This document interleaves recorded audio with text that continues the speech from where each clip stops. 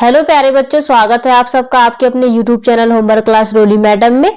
तो बच्चों, ये है आप लोगों का अभ्यास हेतु नमूना प्रश्न पत्र, जो कि सैंपल पेपर है क्लास 10th का। हाई स्कूल परीक्षा जो 10वीं परीक्षा होने वाली है 2026 में, उसके लिए सैंपल पेपर तैयार हुआ है। तो ये आप लोगों का सामाजिक विज्ञान का सैंपल पेपर है। अगर आप लोग इससे रिवीजन करते हैं, पढ़ाई करते हैं, तो आप लोगों के अच्छे मार्क्स आने की संभावना होती है। तो चलिए देर न करते हुए आगे बढ़ते हैं। तो बच्चों, इस प्रकार का क्वेश्चन पेपर आप लोगों को 2026 की वार्षिक परीक्षा में मिलेगा। टोटल क्वेश्चन आप लोगों को 23 होंगे एंड 3 घंटे का समय मिलेगा। 75 नंबर का आपका पेपर होगा। तो चलिए देखते हैं किस प्रकार के क्वेश्चन आप लोगों को आएंगे। तो यहाँ पे सभी प्रश्न अनिवार्य, मतलब आप लोगों को पूरे प्रश्न करना है। प्रश्न पहला 1 से 5 तक के जो प्रश्न रहेंगे, 30 प्रश्न मिलेंगे आप लोगों को, और प्रत्येक प्रश्न 1 नंबर का, मतलब सारे 30 क्वेश्चन है तो 30 नंबर के, एक नंबर के सारे क्वेश्चन मिलेंगे। 6वें क्वेश्चन से लेकर 23 क्वेश्चन तक आप लोगों को आंतरिक विकल्प दिए गए हैं। प्रश्न क्रमांक 6 से 17 तक 12 प्रश्न है। प्रत्येक प्रश्न के 2 अंक निर्धारित हैं। तो मतलब 12 प्रश्न आप लोगों को है तो एक प्रश्न पे 2 नंबर मिलेगा, तो मतलब 24 नंबर। तो 6 से लेकर 17 तक नंबर, 17 क्वेश्चन नंबर तक आप लोगों को 24 नंबर का है। एंड प्रश्न क्रमांक 18 से 20 तक का कुल 3 प्रश्न है। प्रत्येक प्रश्न पर 3 अंक निर्धारित है मिलेगा। एंड 21 और 22 क्वेश्चन पे 2 अंक मिलेगा, 2 प्रश्न मिलेगा, और प्रत्येक प्रश्न 4-4 नंबर के होंगे। 23 का उत्तर दिए गए निर्देशानुसार भारत के रेखा मानचित्र पर दर्शाइए। उत्तर के लिए आप लोगों को 4 अंक निर्धारित किया गया है। तो चलिए देखते हैं क्वेश्चन। बच्चों, इस प्रकार का आपका क्वेश्चन आएगा। तो प्रश्न पहले में आप लोगों को सही विकल्प पूछा जाएगा, जिसका आपको मतलब 4 ऑप्शन मिलेंगे एंड एक आपका करेक्ट होगा, उस पर टिक करना होगा। तो निम्नलिखित में से किस प्रांत में सीढ़ीदार सोपानी खेती की जाती है? तो यहाँ पे 4 ऑप्शन दिया गया है, पंजाब, उत्तर प्रदेश के मैदान, हरियाणा और उत्तराखंड। तो आप लोगों का उत्तराखंड करेक्ट हो जाएगा। एंड दूसरा है, काली मृदा किस राज्य में मुख्य रूप से पाई जाती है? तो जम्मू कश्मीर, राजस्थान, महाराष्ट्र और झारखंड। तो ये पाई जाती है महाराष्ट्र में, तो आप लोग महाराष्ट्र करेक्ट कर लीजिएगा। तीसरा है, भारत में प्रोजेक्ट टाइगर परियोजना कब प्रारंभ हुई? 1980 में, 1973 में, 1976 में, 1970 में। तो आप लोगों का क्या है, 1973 करेक्ट हो जाएगा। गांधी इरविन समझौता हुआ था तो 5 मार्च 1931 को, 3 मार्च 1932 को, 4 मार्च 1930 को और 2 मार्च 1933 को। तो ये आप लोगों का 5 मार्च 1933 को करेक्ट हो जाएगा। एंड आगे बढ़ते हैं, 5वां देख लेते हैं। तो भारत में हिंदी के अलावा कितनी भाषाओं को संविधान की 8वीं अनुसूची में दर्ज किया गया है? 15, 17, 19 और 21। तो आप लोगों का 21 करेक्ट हो जाएगा। भारत में सर्वाधिक साक्षरता वाला राज्य है पंजाब, हरियाणा, केरल और कर्नाटक। तो आप लोगों का केरल करेक्ट आंसर हो जाएगा। तो इस प्रकार से आप लोग अपने एग्जाम की तैयारी कर सकते हैं। यहाँ पे इंग्लिश पे भी दिया गया है, जो बच्चे इंग्लिश मीडियम से पढ़ाई करते हैं ये उनके लिए दिया गया है। एंड आपका प्रश्न दूसरा आएगा रिक्त स्थान की पूर्ति करने के लिए, जो कि आप लोगों का 6 नंबर का है। 6 रिक्त स्थान भरने हैं आप लोगों को, जो कि एक नंबर के हैं। तो भारत की सबसे बड़ी कृत्रिम झील तो भाखड़ा नांगल है। और कर्तन दहन प्रणाली को छत्तीसगढ़ में तो व्यवहार या दीपा कहा जाता है। आंध्र प्रदेश के कोरोमंडल तट पर सर्वाधिक सुरक्षित एवं गहरा बंदरगाह विशाखापट्टनम है। अफ्रीका में 1890 के दशक में तो रिंडरपेस्ट नामक बीमारी बहुत तेजी से फैली। समान मजदूरी से संबंधित अधिनियम में कहा गया है कि समान कार्य के लिए तो यहाँ पर जगह समान वेतन दी जाएगी। और औसत आय को तो प्रति व्यक्ति आय भी कहा जाता है। तो इस प्रकार से आपका रिक्त स्थान आएगा। जरूरी नहीं क्वेश्चन यही हो, बट आप इस प्रकार से अपनी तैयारी को रखिएगा कि आपके अच्छे नंबर आए। एंड तीसरा प्रश्न आप लोगों को सत्य सत्य पूछा जाएगा। तो सत्य सत्य भी आप लोगों को 6 नंबर का पूछा गया, एक नंबर के सारे सत्य सत्य हैं। तो चलिए, टिस्को एशिया महाद्वीप का सबसे बड़ा इस्पात कारखाना है। तो यह सत्य हो जाएगा आप लोगों का। कृषि और उद्योग एक दूसरे के पूरक है। तो यह सत्य हो जाएगा। स्मिथ फील्ड में लंदन का सबसे पुराना कपड़ा बाजार था। तो यह सत्य। मार्टिन लूथर प्रोटेस्टेंट सुधारकों में से एक है। तो यह आप लोगों का सत्य है। भारतीय राष्ट्रीय कांग्रेस पार्टी का गठन 1885 में हुआ था। तो यह आप लोगों का सत्य हो जाएगा। और 6वां है, लोकतंत्र व्यक्ति की गरिमा को बढ़ाता है। तो ये भी आप लोगों का सत्य हो जाएगा। एंड क्वेश्चन 4 पे आप लोगों को सही जोड़ी पूछी जाएगी। तो आपकी पहली, गुलामगिरी, इंग्लैंड, रिपब्लिकन पार्टी, सरकार का बेहतर रूप, लोकतंत्र उत्तरदायी और 100 दिवस की रोजगार गारंटी योजना। एंड ब दिया गया है ईसाई धर्म, लोकतंत्र, ज्योतिबा फुले, अमेरिका और मनरेगा, जिम्मेदार और वैध शासन। तो इसकी आप लोगों को क्या सही जोड़ी मिलाना पड़ेगा। तो आप लोग करेक्ट आंसर मतलब इसको पहले आप लोग उतार लीजिएगा अपनी पेपर कॉपी में, एंड इसके जो भी करेक्ट आंसर होंगे उसको इस साइड लिख लीजिएगा। तो जैसे कि गुलामगिरी का आप लोगों का करेक्ट हो जाएगा ज्योतिबा फुले, तो यहाँ पे आप लोग ऐसे 100 डाल के और ज्योतिबा फुले लिख दीजिएगा। इंग्लैंड का हो जाएगा आप लोगों का लोकतंत्र, रिपब्लिकन पार्टी का आप लोगों का हो जाएगा अमेरिका सरकार का बेहतर रूप, तो इसका आप लोगों का हो जाएगा जिम्मेदार और वैध शासन। एंड लोकतंत्र उत्तरदायी, तो इसका भी करेक्ट आंसर यही होगा जिम्मेदार और वैध शासन, ईसाई धर्म नहीं होगा। यही आप लोगों का दोनों चौथे और पांचवे दोनों का आंसर सेम ही होगा। एंड 100 दिवस की रोजगार गारंटी योजना, तो ये आप लोगों का हो जाएगा क्या, मनरेगा। तो इस प्रकार से अपनी सही जोड़ी मिला लीजिएगा। एंड आगे देखते हैं, ये इंग्लिश मीडियम में जो भी बच्चे हैं उनके लिए है। एंड पांचवा देख लेते हैं, एक वाक्य में यहाँ पे आप लोगों को उत्तर लिखने के लिए आएगा। ये भी आप लोगों का 6 क्वेश्चन 6 नंबर के। तो डॉक्टर, शिक्षक, वकील, मजदूर आदि की सेवाएं किस क्षेत्र में आती हैं। तो तृतीय क्या, सेवा क्षेत्र में आती हैं। एंड दूसरा देख लीजिएगा, भारत में केंद्रीय सरकार की तरफ से करेंसी नोट कौन जारी करता है। तो भारतीय रिजर्व बैंक। बांग्लादेश में ग्रामीण बैंकों की स्थापना कब और किसने की। तो 1983 में मोहम्मद यूनुस ने। एंड बहुराष्ट्रीय कंपनियों द्वारा निवेश को क्या कहते हैं। तो प्रत्यक्ष विदेशी निवेश। सूचना एवं संचार प्रौद्योगिकी को संक्षेप में क्या कहते हैं। तो आईसीटी। एंड छठवां पूछा गया है, विश्व व्यापार संगठन का ध्येय वाक्य क्या है। तो व्यापार को सुगम बनाना और मुक्त व्यापार को बढ़ावा देना। तो इस प्रकार से आप लोगों का ये हो जाएगा। अब आते हैं छठवें क्वेश्चन पे। तो मृदा अपरदन से क्या आशय है। और अथवा में पूछा गया है, पहाड़ी क्षेत्रों में मृदा अपरदन की रोकथाम के लिए कौन कौन से 2 कदम उठाना चाहिए, लिखिए।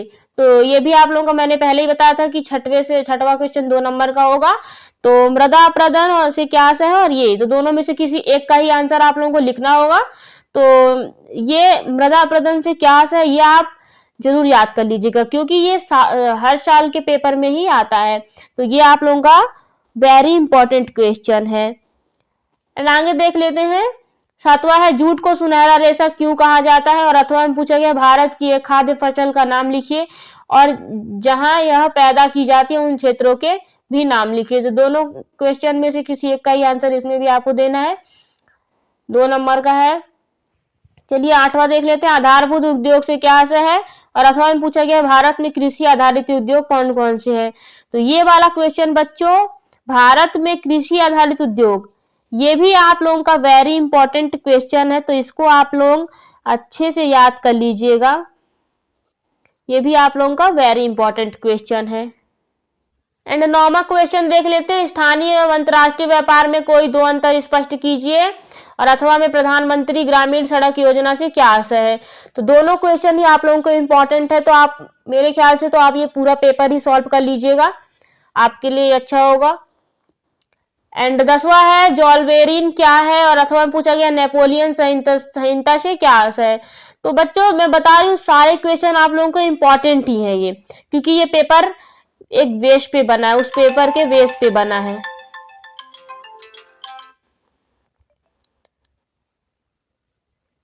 जो आप लोगों की 2025 में परीक्षा होने वाली है वार्षिक, ये पेपर उसी बेस पे बनाया गया है।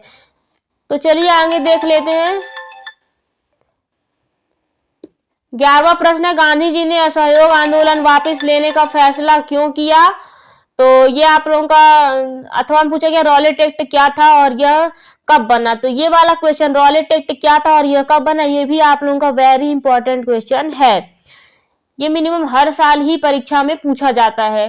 एंड 12वां है, कार्न लॉ से क्या आशय है। और अथवा में पूछा गया, आयात शुल्क से क्या आशय है।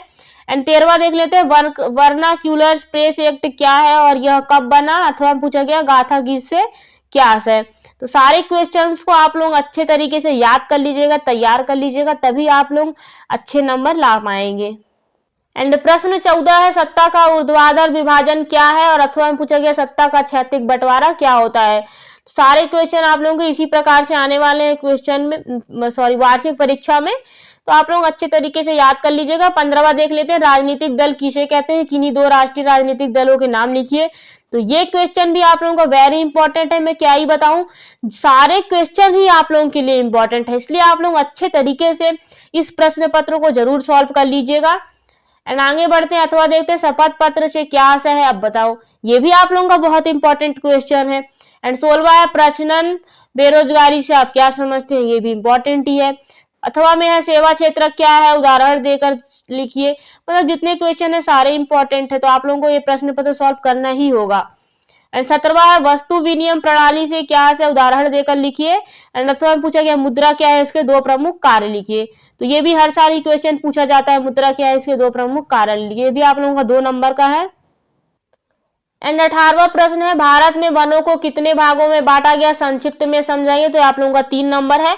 तो बच्चों मैं आप लोगों को बता दूं ये सामाजिक विज्ञान है। तो सामाजिक विज्ञान में मेरे हिसाब से आप लोगों को रट्टा मारने की जरूरत नहीं है। सामाजिक विज्ञान विषय ऐसा है, बस आप लोग आंसर को समझना है। आप लोग उस आंसर को समझ के अपनी भाषा में भी लिखेंगे तो आपको पूरे नंबर मिलेंगे। तो इसलिए रट्टा मारने की जरूरत नहीं है, पहले आप लोग आंसर को समझ लीजिए, उसमें क्या कहना चाहता है अपनी भाषा में लिख सकते हैं। क्योंकि सामाजिक विज्ञान में इतने बड़े बड़े आंसर होते हैं कि आप लोगों को याद करने में बड़ी दिक्कत जाती है। इसलिए मैं बोलूँ सबसे पहले आप लोग 2-4 बार उसको समझने की कोशिश कीजिए। जब आप लोगों को पूरी तरह समझ आ जाएगा तो ऑटोमेटिक आपसे बन जाएगा। तो 3 नंबर आप लोगों को आराम से मिल जाएंगे। अथवा है मानवीय क्रियाओं से किस प्रकार प्राकृतिक वनस्पति जाति एवं प्राणी जाति को नुकसान हो रहा है, उक्त संबंध में अपने विचार लिखिए। 19वां है ब्रिटेन की महिला कामगारों ने स्पिनिंग जेनी मशीनों पर हमले क्यों किए, कारण सहित लिखिए। ये भी आप लोगों का 3 नंबर का क्वेश्चन है। अथवा में पूछा गया है स्टेपलर, फूलर और कार्डिक का अर्थ स्पष्ट कीजिए। 20वां क्वेश्चन है संघीय शासन व्यवस्था की 3 विशेषताओं का वर्णन कीजिए। ये भी आप लोगों का 3 नंबर का है। तो यहाँ पे आप लोगों को पूरा 3 विशेषताओं की वर्णन करना है। तो आप लोगों को आंसर याद करने की जरूरत नहीं है, आप लोग अगर अच्छे तरीके से उसे समझ लेते हैं। और अथवा में देख लेते हैं भारत में केंद्र सरकार और राज्य सरकार के बीच विधायी शक्तियों का विभाजन किया गया है, उदाहरण देकर लिखिए। तो ये भी आप लोग अच्छी तरीके से याद कर लीजिएगा। एंड 21वां प्रश्न है भारत छोड़ो आंदोलन की असफलता के 4 कारण लिखिए। तो ये भी क्वेश्चन आप लोगों का वेरी वेरी वेरी इंपॉर्टेंट है, क्योंकि ये भी हर साल ही पेपर में आता है। ये आप लोगों का 4 नंबर का क्वेश्चन है, तो इसको आप लोग अच्छे तरीके से याद कर लीजिए। रट्टा मारने की जरूरत नहीं। मैं बार बार एक ही बात बोलती हूँ कि रट्टा मारने से कुछ नहीं होता। रट्टा मारा हुआ चीज आप लोगों को क्या है, जल्दी भूल जाता है। अगर आप लोग समझ लेते हैं किसी चीज को तो वो पूरी लाइफ टाइम याद रहता है। तो अगर आप लोग इसको समझ लेंगे तो अच्छी बात है, रट्टा मारेंगे तो भूल ही जाएगा आप लोगों को पेपर के समय समय। और अथवा देख लेते हैं समाचार पत्र के निम्नलिखित पर रिपोर्ट कीजिए। तो सविनय अवज्ञा आंदोलन और जलियांवाला बाग हत्याकांड। रिपोर्ट का मतलब हो जाएगा टिप्पणी, तो इसमें टिप्पणी लिखना है आप लोगों को। जलियांवाला बाग हत्याकांड हर साल ही आता है, तो आप लोग इसको भी याद कर सकते हैं। एंड 12वां है अंतरराष्ट्रीय व्यापार किसे कहते हैं, इसे प्रभावित करने वाले 4 कारकों को समझाइए। तो बताइए अब आप लोग कैसे इसको 4 कारकों को याद करोगे, इतने बड़े बड़े आंसर होते हैं। इसलिए बोलती हूँ आप लोगों को बार बार कि आप लोग आंसर्स को समझने की कोशिश कीजिए। अगर समझ लेंगे तो लिखना आप लोगों के लिए आसान हो जाता है। 4 नंबर का है, अगर आप लोग याद करेंगे तो परीक्षा हॉल में बैठे बैठे ही आप सब भूल जाएंगे। अथवा देख लेते हैं परिवहन एवं संचार के साधन किसी देश की अर्थव्यवस्था की जीवन रेखा क्यों माने जाते हैं, उक्त कथन के संबंध में अपने विचार उदाहरण देकर लिखिए। तो इसलिए भी आप लोगों का 4 नंबर का ही अथवा है, दोनों में से किसी एक का ही करना है। एंड 13वां है भारत के मानचित्र में निम्नलिखित खनिज व ऊर्जा को क्षेत्रों को दर्शाइए। तो ये सिंगरौली, नामपुर, कटनी, अमरकंटक। यहाँ पे आप लोगों को एक नक्शा मिला है, उसमें आप लोगों को इन सबको दर्शाना है। और अथवा में क्वेश्चन है भारत के मानचित्र में निम्नलिखित स्थानों को दर्शाइए। तो पारादीप बंदरगाह, हिजीरा, विजयपुर, जगदीशपुर, गैस पाइपलाइन, बालाघाट, अंकलेश्वर। और तो इस प्रकार से आप लोगों को नक्शा में ये है आप लोगों का नक्शा। अब इसी नक्शे में आप लोगों को जो आप लोगों का प्रश्न 23वां है उसमें से या तो भारत के मानचित्र में निम्नलिखित खनिज व ऊर्जा क्षेत्रों को दर्शा देना है आप लोगों को, या अगर वो नहीं आप लोगों से बन रहा है तो भारत के मानचित्र में निम्नलिखित स्थानों को दर्शाइए। मतलब पारादीप बंदरगाह, हजीरा, विजयपुर, जगदीशपुर, गैस पाइपलाइन आदि, बालाघाट हो गया, अंकलेश्वर। तो इन सबको आप लोगों को क्या करना है, इंडिया के मैप में आप लोगों को दर्शाना है। तो यहाँ पे आप लोग जहां जहां पे आप लोगों को बने लिख लीजिएगा। इस प्रकार से आपको एक नक्शा मिलेगा, तो कर लीजिएगा। आप लोगों का 23 क्वेश्चन ही आएंगे। तो सारे क्वेश्चन मैंने आप लोगों को बता दिए हैं। आशा करती हूँ कि आप लोगों को समझ में आ गया होगा और आप लोग इस प्रश्न पत्र को सॉल्व जरूर कर लीजिएगा, क्योंकि अगर आप लोग इसको सॉल्व कर लेते हैं तो पास तो हो ही जाएंगे। और इम्पोर्टेंट मैंने सारे क्वेश्चन, मतलब ये प्रश्न पत्र ही पूरा इम्पोर्टेंट है, क्योंकि मैं बार बार बोल रही हूँ कि ये 2026 की जो पेपर होने वाला है कक्षा 10वीं का, उसके बेस पे बना है, उस परीक्षा की बेस पे। तो ये सैंपल पेपर है आप लोगों का, इसको भी रिवीजन कर लीजिएगा एंड आप अपनी तैयारी अच्छे से कीजिएगा। चलिए आज के लिए इतना ही, मिलते हैं नेक्स्ट वीडियो में। इसी तरह की वीडियो आप लोगों के लिए लेकर आती रहूंगी। वीडियो अच्छी लगी हो तो कमेंट सेक्शन में कमेंट करें और वीडियो को लाइक करें, चैनल को सब्सक्राइब कर लें, ताकि इस तरह की वीडियो आप लोगों को आसानी से मिलती रहे।